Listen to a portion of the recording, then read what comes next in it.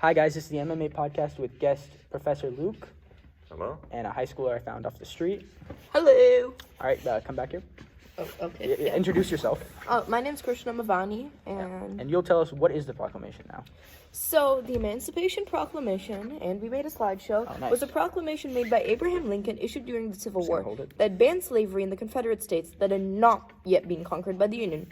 It was highly limited, but it was still a precursor to the 13th, 14th, and 15th Amendments. So why'd Lincoln issue it when he did? I will now be handing my seat over to Professor Luke. Yeah, get out of here. Oh, Okay, so it was. I have some technical difficulties here. Alright, so it was issued after the bloody Battle of Antietam, which was considered the perfect time by Lincoln because the Union managed to drive the Confederacy out of Maryland like an angry old man yelling at toddlers.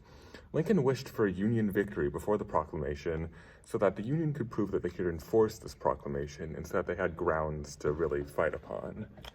So why did Lincoln issue it in the first place? So, the main cause of the proclamation was to limit international aid to the Confederacy and to cripple them by aligning their struggle with slavery.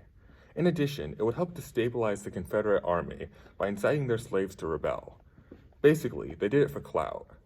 However, Lincoln needed to be careful when giving the proclamation, as he did not want to lose the support of the 4 border states which were loyal to the Union. So, what did the proclamation itself entail? So, the proclamation was issued on January 1st, 1863, and the proclamation said that all slaves in rebellious territories would be freed from their bondage. So, the Southern reaction we'll get to later, but this did not apply to slaves that were within states that were loyal to the Union, nor did it include parts of the Confederacy that had already been conquered by the Union. The proclamation also stated that blacks could join the Union Army, as demonstrated by this picture. And by the end of the Civil War, nearly 200,000 black soldiers had fought in the army, and it was partially due to their skill and determination that the war was won. All right, now we have a very special guest from the age of the Confederacy to give their opinion. Meet Tacitus Clay II. Hello, sir. Hello, Tacitus. Hello there. My name is Tacitus Clay II. When I think about this here Emancipation Proclamation is trying to instill a revolution among the slaves. Lincoln might as well send over his army and burn down my house. They're trying to destroy the South. They've taken advantage of my Southern hospitality. I married my cousin for this plantation. I'm not about to have some Yankee son of a gun take it away from me. What's the South going to do about that? Our glorious lawmen that not only uphold the law of the South, but also the law of God, are fighting out these Lincolnite scumbags by threatening them with noose and bullet like they should be. Don't touch my table like that, sir. These Republicans don't know the first thing about our economy. If those rapscallions get rid of our slaves, we ain't got no economy no more, which means they'll get no cotton to spin in their factories. Do they not want no clothes? If I lose my slaves, I'll have to do something bad. Probably moonshining. Don't say that on this show, please. It's PG. I beg your pardon, sir. Your pardon's been begged, but just continue. Whatever.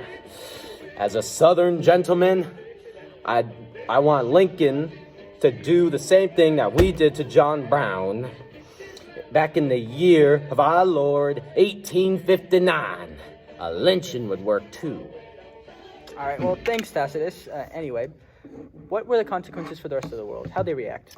So, the rest of the world, now that we're done with the Southern reactions, as shown by him, so the rest of the world was really, the largest consequence was that it changed the war from battle about states' rights and preserving the Union to a battle about slavery.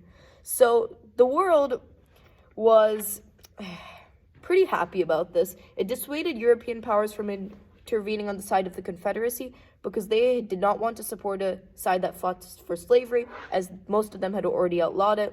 If they did intervene, it'd be kind of like a pit bull in a playground full of toddlers. Nice example. Not good. Yeah, I've seen it firsthand. So, in addition, this also strengthened the moral cause of the North, giving them a new cause to fight for, and kind of helped with the whole God is on our side thing. In this war, everybody thought God was on their side. All right, so why were they so scared that Europe was going to join? So previously, the Union feared that Britain would side with the Confederacy due to the Union blockades blocking their supply of cotton. And when it comes to reactions to the proclamation, it was controversial due to the differing views about African Americans, too. All right, what were the long-term effects? All right, time for me to reclaim my spot. And So, I'm sorry that I didn't do the best job. I'm just a high schooler. all right, go away. They're so funny. So, the long-term effects of the Emancipation Proclamation were that it opened the door to the complete abolition of slavery across the entire United States, as it allowed for the 13th Amendment to be passed near the end of the war in order to cement the end of slavery. In addition, it also paved the way for African American rights and jobs in the military, such as during the ongoing Civil War, as well as World Wars I and II, and the present, obviously. These military jobs were something that eventually led to the Civil Rights Movement, as African Americans were angry that they had given up so much for their nation, and once they returned, they received all the same discrimination again. All right, it was kind of like they died for freedom. Can't we fight for ours? Wait, Eureka moment. Yeah, and it also prevented any foreign sympathy for the dead Confederacy in the long term, as foreign nations did not want to directly associate themselves with slavery. Finally, it gave the North another moral reason to rebuild the South, even if they were extremely angry at them. Even if they wished for the white Southerners to have to pay huge war reparations and generally say, "I'm sorry" a lot, they would have to make sure that they helped the African American Southerners. All right, well, so in conclusion, overall, the Emancipation Proclamation led to freedom for everyone. All right, thank you, Christian Yes. Krishna! and Professor Luke. There's just one thing I want to quickly add, which is some of the other long-term effects, which were this Emancipation Proclamation led to growing jobs and equality for African Americans, as demonstrated by this picture. And that's it. Yeah.